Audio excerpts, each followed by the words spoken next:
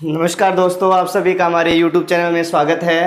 तो दोस्तों, अपने जो कल पेपर हुआ था लाइब्रेरियन का, उसमें जो राजस्थान जीके से संबंधित जो 50 क्वेश्चन जो पूछे गए थे, आज हम उनको ही आपके सामने, उनको आंसर के सहित आपके सामने उन प्रश्नों को लेकर आए हैं। तो आपके सामने जो सबसे पहला आंसर जो प्रश्न है आया था कल के पेपर में, जोधपुर के कौन से शासक अपने रियासत को एक स्वतंत्र इकाई रखना चाहते थे। पहला प्रश्न, जोधपुर का कौन सा जो शासक है वो अपने रियासत को एक स्वतंत्र इकाई के रूप में रखना चाहते थे। इसके अंदर अगर हम चर्चा करें तो एक विशेष बात जो है आपके यहाँ पर आएगी, क्योंकि यहाँ जो है ये जो क्षेत्र है जिसका नाम है जोधपुर, ठीक है। और जोधपुर के अंतिम रियासत मतलब अंतिम शासक थे जो एकीकरण के समय में थे, उनका नाम था हनुमंत सिंह। क्या नाम था? हनुमंत सिंह। और ये हनुमंत सिंह ही थे जो अपनी रियासत को क्या है कि एकीकरण में सम्मिलित होने नहीं देना चाहते थे। तो ये अपने आप को क्या रखना चाहते थे? स्वतंत्र। दूसरा प्रश्न आपके सामने आया था, कालीबाई राजस्थान के किस आंदोलन से संबंधित है। ये तो पिछली बार अभी कई दिन पहले जो बीएसटीसी एग्जाम हुआ था उसी में भी आया था। राष्ट्रपाल आंदोलन से संबंधित है। कालीबाई का संबंध किससे है? तो कालीबाई का संबंध किससे है? राष्ट्रपाल से है। किससे है? राष्ट्रपाल से है। तीसरा क्वेश्चन आपके आया था, सीताराम साधु जो है, साधु सीताराम दास है, वैसे तो पूरा इनका सही नाम है साधु सीताराम दास, राजस्थान के किस आंदोलन से संबंधित है? तो साधु सीताराम दास ने जो जिस आंदोलन के ये प्रेरणा रहे थे उनका नाम था, कौन सा किसान आंदोलन था? बिजोलिया आंदोलन। कौन सा? बिजोलिया आंदोलन के ये क्या रहे थे? प्रेरणा रहे थे। कौन रहे थे? साधु सीताराम दास। अगला क्वेश्चन जो आपके पेपर में पूछा गया था, गुज्जर प्रतिहार वंश के किस शासक ने अपनी राजधानी मंडोर से मेड़ता स्थानांतरित की थी? तो चौथा क्वेश्चन जो है मंडोर से मेड़ता, मंडोर से मेड़ता। तो आपको बताइए जो है मंडोर को राजधानी तो है सबसे पहले जो है किसने बनाया था? जो इसका संस्थापक था उसका नाम क्या था? हरिश्चंद्र। इसके बाद में मेड़ता जो है मंडोर से 60 मील की दूरी पर मेड़ता जो है स्थानांतरित की थी, उसका नाम था नागभट्ट। किसने की थी? नागभट्ट ने जो है ये राजधानी यहाँ स्थानांतरित की थी। अगला क्वेश्चन वनस्थली विद्यापीठ के संबंधित जो है उसमें आपके जो है आंसर रहेगा वो रहेगा रत्ना शास्त्री, ठीक है। क्या नाम है? रत्न शास्त्री। तो इसके बाद में जो आपके है अगला क्वेश्चन था, जोधपुर के मेहरानगढ़ दुर्ग का निर्माण किसने करवाया? जोधपुर के मेहरानगढ़ दुर्ग का निर्माण किसने करवाया? तो इसमें आपके आंसर रहेगा राव जोधा। किसने करवाया था? राव जोधा। मेहरानगढ़ दुर्ग की नींव किसने रखी थी? राव जोधा, जिसे कागमुखी दुर्ग के नाम से भी जाना जाता है, मयूर ध्वजगढ़ दुर्ग के नाम से भी जाना जाता है, ठीक है। अगला जो प्रश्न था आपके 8वां क्वेश्चन था वो था, देश हितैषणी सभा को स्थापित जो है कब किया गया? ठीक है, देश हितैषणी सभा, देश हितैषणी सभा, इसको स्थापना जो है 2 जुलाई 1877 को की गई। 2 जुलाई 1877 को देश हितैषणी सभा की क्या की गई थी? स्थापना की गई थी। अगला प्रश्न था, राजपूत राज्यों से संधि करने वाला अंग्रेजों की तरफ से अधिकारी। तो ये बार बार मैंने आपको क्रांति से पूर्व बताया है भी, अंग्रेजों की तरफ से अधिकारी जो है उसका नाम आता है चार्ल्स मैडकॉक।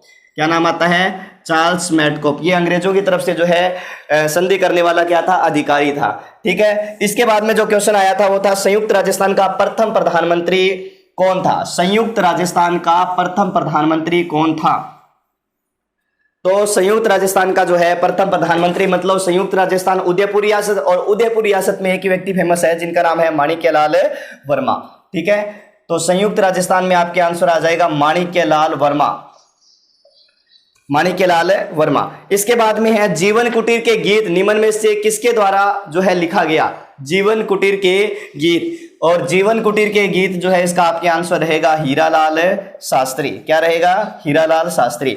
अगला क्वेश्चन है, संत दरियावजी राम स्नेही संप्रदाय किस शाखा से जो है किस शाखा के जो है प्रवर्तक थे? तो नाम आता है दरियावजी। दरियावजी जो है वो आपके राम स्नेही के जो है रेण शाखा के प्रवर्तक थे। किस शाखा के प्रवर्तक थे?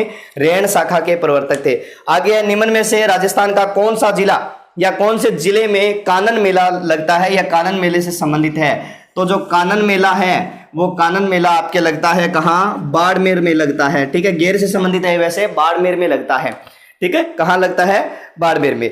अब है इसके बाद में, निम्न में से किस जिले में भीमलाट विजय स्तंभ जो है वो स्थित है? भीमलाट राजस्थान का प्रथम विजय स्तंभ कौन सा? भीमलाट क्या है? राजस्थान का प्रथम विजय स्तंभ है जिसका निर्माण समुद्रगुप्त ने करवाया था। ये कहाँ है? बयाना भरतपुर में है। बयाना ऑप्शन नहीं था, सीधा ही भरतपुर ऑप्शन था, ठीक है, तो राजस्थान का प्रथम विजय स्तंभ है ये भीमलाट जो विजय स्तंभ है। अगला क्वेश्चन है, हमीर रासो के अनुसार रणथंभौर किले का प्रारंभिक नाम क्या था? हमीर रासो के अनुसार रणथंभौर किले का प्रारंभिक नाम, ऑप्शन आपके थे रणथंभमपुर, ठीक है, रणदेवपुर और रणथनपुर, और एक था रणस्तंभपुर, रणस्तंभपुर, ये सही रहेगा। और जो रणथंभपुर, रण और थंबन जो है वो जहांगीर ने अपनी पुस्तक में इसका जो है वर्णन किया है। ठीक है, अगला है, कौन से पॉलिटिकल एजेंट जोधपुर में 1857 के विप्लव के दौरान जो है वो मारे गए थे? देखो 1857 का जो विप्लव हुआ था उसके अंदर दो ही क्षेत्रों के जो पीए हैं या पॉलिटिकल एजेंट है वो मारे गए थे, एक तो कोटा का मारा गया था और एक जोधपुर का मारा गया था। इसमें जोधपुर का पूछा है तो जोधपुर का आपके जो है जोधपुर का था उसका नाम था के मैकमोसन। क्या नाम था? के मैकमोसन। ये जो है जोधपुर में मारा गया था। और कोटा में जो पूछे तो कोटा का बर्टन है। ये बार बार ये दो ही प्रश्न बहुत बार रिपीट होते हैं, ये प्रश्न इंपॉर्टेंट है। अगला क्वेश्चन है, सामूगढ़ के युद्ध में दारा की पराजय का समाचार मिलते ही किस राजपूत शासक ने औरंगजेब की अधीनता स्वीकार की थी? सामूगढ़ के युद्ध में जो है दारा की पराजय का समाचार मिलते ही किस राजपूत शासक ने औरंगजेब की अधीनता स्वीकार की थी? अर्थात सामूगढ़ का युद्ध जो है औरंगजेब और दारा के बीच में लड़ा गया था। उसके अंदर जो है पहले जो है दारा की तरफ से युद्ध कर रहा था, कौन है? जोधपुर का शासक था। और उसके बाद में जो है वह किसकी तरफ से हो गया था कि औरंगजेब की उसने अधीनता स्वीकार कर ली थी। उसका नाम है महाराजा, जोधपुर का ही शासक था, उसका नाम है महाराजा जसवंत सिंह। महाराजा जसवंत सिंह। राज सिंह ऑप्शन में था। राज सिंह तो हमने पढ़ा ही है कि वो तो जीवन भर जो है मुगलों का विरोध ही करता रहा था। इसके बाद में जो आपके अगला क्वेश्चन पूछा गया था उसका नाम है भी खेजड़ी का पेड़ जो है संबंधित है। खेजड़ी का पेड़ किससे संबंधित है? तो खेजड़ी का पेड़ जो है गोगा जी से संबंधित है। कौन से? गोगा जी से। ठीक है, मेवाती बोली, मेवात क्षेत्र आपको पता है मेवाती बोली कहाँ होगी? मेवात क्षेत्र में। और मेवात क्षेत्र कौन सा कहलाता है? राजस्थान में अलवर के आसपास का भाग या अलवर का क्षेत्र है। ठीक है, किस त्योहार पर घूमर नृत्य का आयोजन होता है? घूमर नृत्य का आयोजन जो है वो कहाँ होता है? गणगौर के अवसर पर होता है। कहाँ होता है? गणगौर। कब होता है? गणगौर के अवसर पर होता है। जयपुर और जोधपुर की गणगौर प्रसिद्ध है, गुलाबी गणगौर नाथद्वारा की प्रसिद्ध है। ये प्रश्न जो है आपके बार बार रिपीट होते हैं। गणेश्वर सभ्यता किस काल की है? गणेश्वर सभ्यता, तो गणेश्वर सभ्यता का जो संबंध है वो आपके ताम्र युग से है। कौन से युग से है? ताम्र युग से है गणेश्वर सभ्यता का संबंध। अगला है राज प्रशस्ति की रचना। राज प्रशस्ति 25 बड़े शिलालेख, राज प्रशस्ति। ठीक है, तो जैसमंद झील के किनारे राजमंद झील के किनारे जो 25 बड़े शिलालेख है राज प्रशस्ति के नाम से जाने जाती हैं। ये जो है किसके हैं? रणछोड़ भट्ट के हैं। ठीक है, रणछोड़ भट्ट के संस्कृत भाषा के अंदर है, ये काले संगमरमरों पर है। अगला प्रश्न है, अली बख्शी ख्याल। अली बख्शी अलवर की है। अली बख्शी ख्याल कहाँ की है? अलवर की है। ठीक है, एक बात तो इन प्रश्नों से क्लियर हो गई कि जो आपके पेपर बनाने वाला है वो पेपर बनाने वाला शायद ही आपके पूर्वी राजस्थान से है, क्योंकि इसने जो है अधिकतर क्वेश्चन आपके पूर्वी राजस्थान से उठाए हैं। उसमें अलवर और अजमेर के तो सर्वाधिक क्वेश्चन इसने पूछे हैं। तो हो सकता है ये पेपर बनाने वाला पूर्वी राजस्थान से संबंध रखता हो, इसीलिए आपके प्रश्न जो है इतने अधिक इस हिसाब से आपके पूछे गए हैं। आगे है मुंशी महारानी की छतरी, अलवर का फिर पूछ लिया इसने।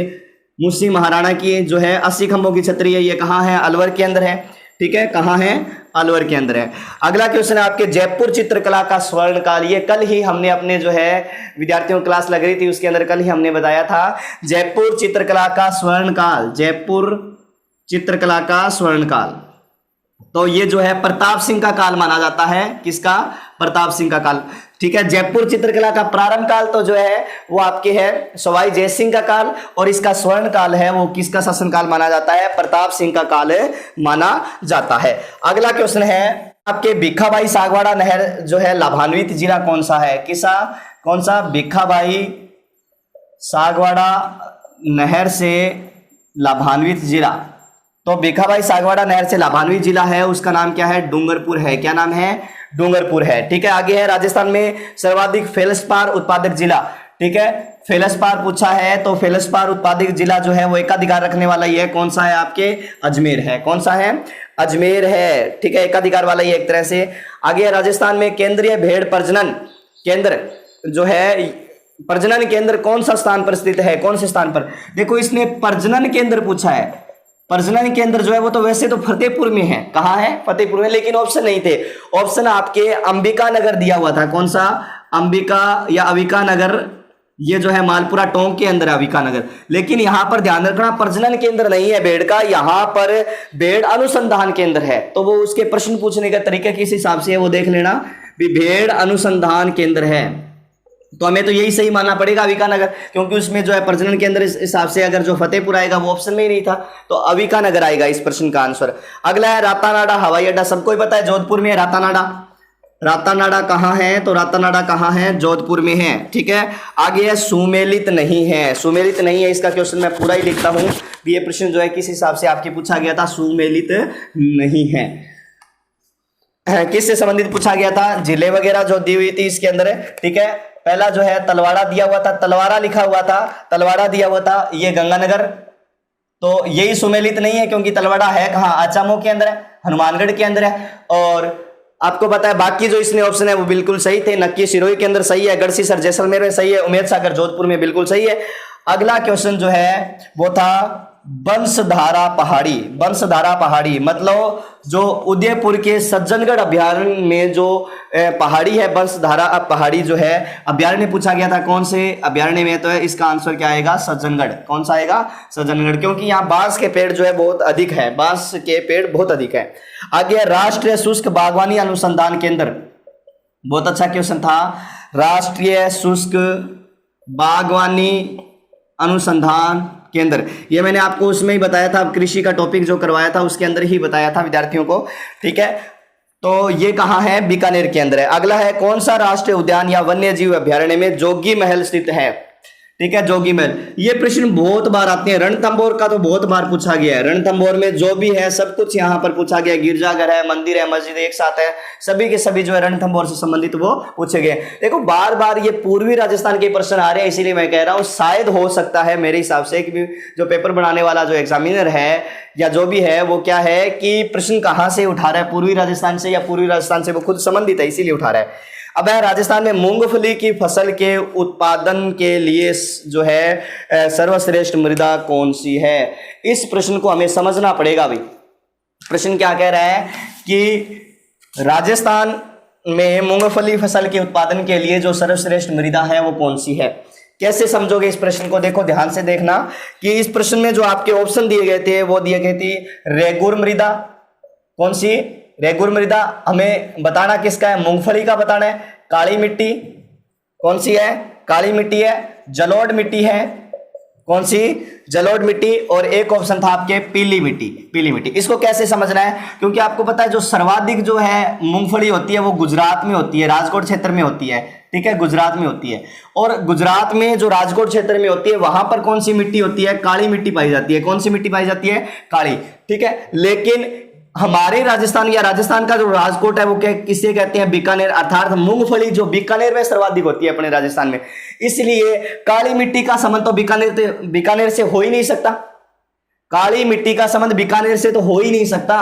क्यों, क्योंकि काली मिट्टी आपको पता है दक्षिण राजस्थान में, दक्षिण पूर्वी पठारी प्रदेश में पाई जाती है, इसीलिए बीकानेर से मूंगफली का संबंध बीकानेर से है, लेकिन काली मिट्टी का संबंध ये नहीं है। तो इसमें जो काली मिट्टी है उसको ऑप्शन से काट दो। दूसरी रही आपके रेगुर मिट्टी, काली मिट्टी का ही दूसरा नाम है रेगुर मिट्टी, तो दो एक साथ एक ही मिट्टी के नाम दो एक साथ दे दिए, दोनों ऑप्शन से कट गए। अब है जलोढ़ मिट्टी, जलोढ़ मिट्टी को कैसे काटोगे, क्योंकि आपको पता है ये तो मैदानी क्षेत्र के आसपास पाई जाती है।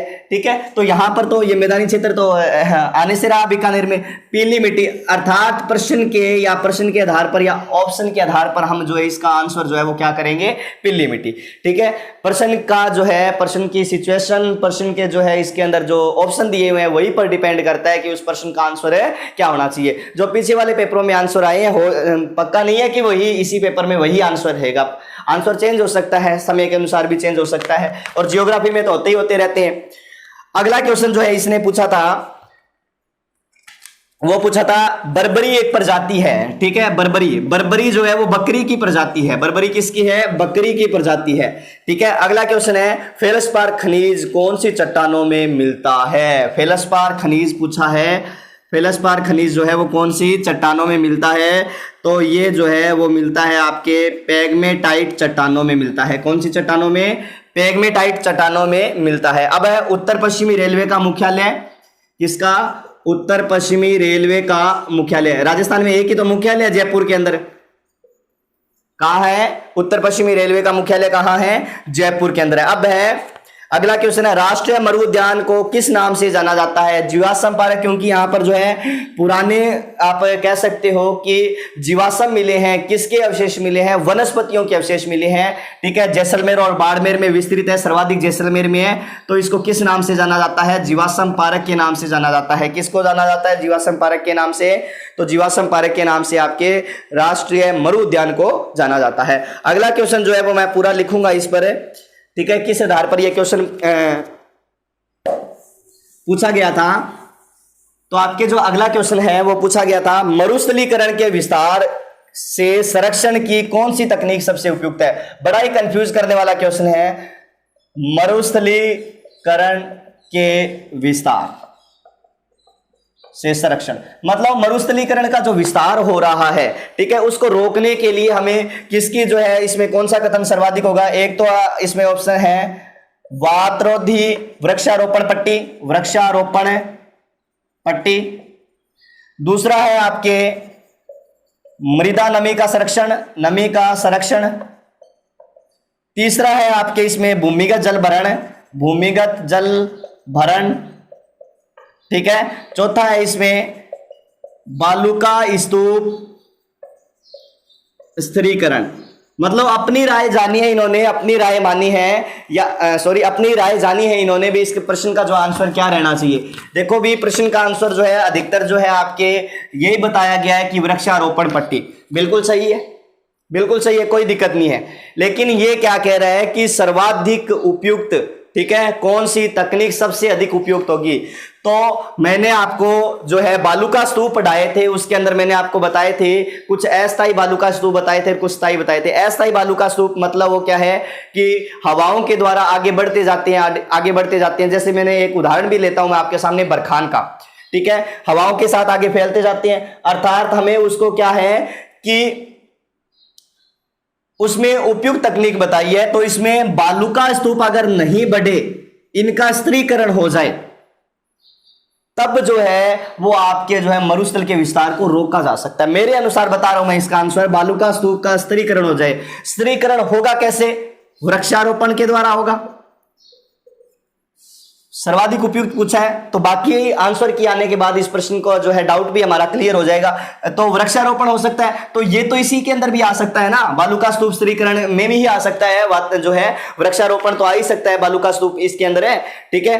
और पेड़ लगाने चाहिए हमें, और इस आधार पर जो है और झाड़बंदी वगैरह भी करनी चाहिए। ऐसे जो है इसमें जो आपके आंसर जो है बालुका स्तूप स्थिरीकरण, मेरे अनुसार मैं आपको बता रहा हूं ये होना चाहिए इसका आंसर, ठीक है।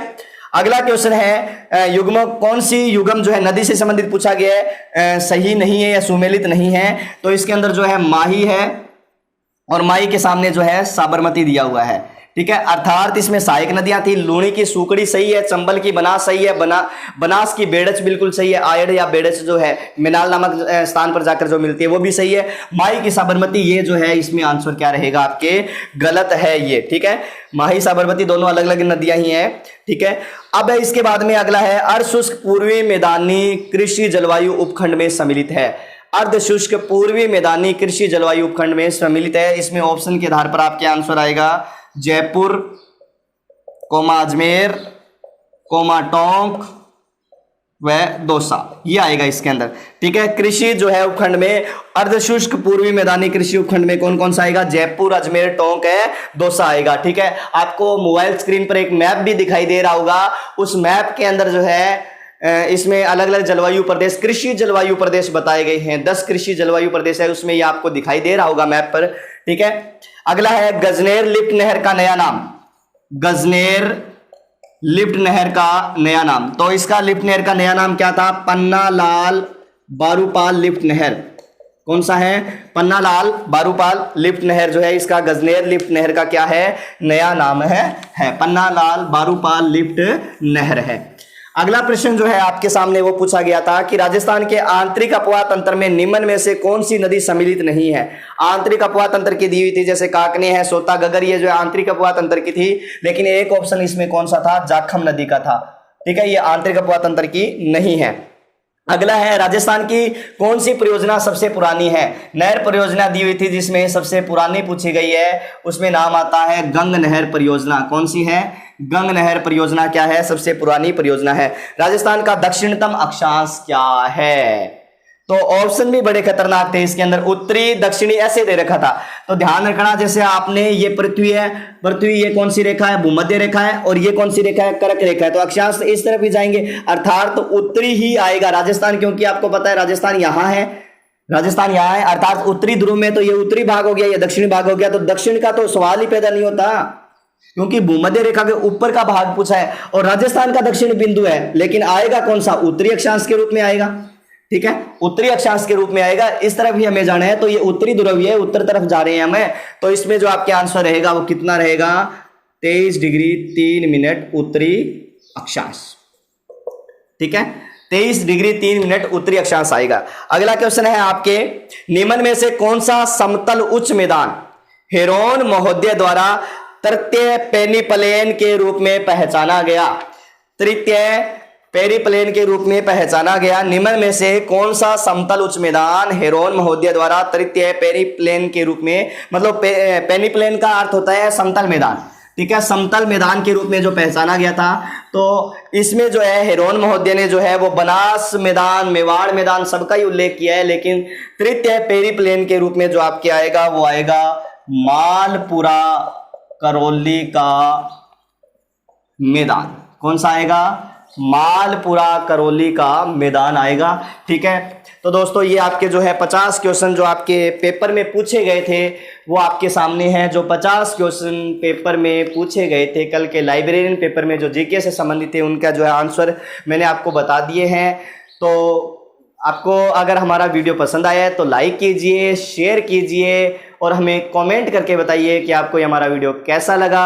अगर आपने अभी तक हमारे चैनल को सब्सक्राइब नहीं किया है तो चैनल को सब्सक्राइब कीजिए। आगे भी हम ऐसे ही आपके प्रश्नों के साथ जो है जल्द ही आपके सामने उपस्थित होंगे। तब तक के लिए धन्यवाद दोस्तों।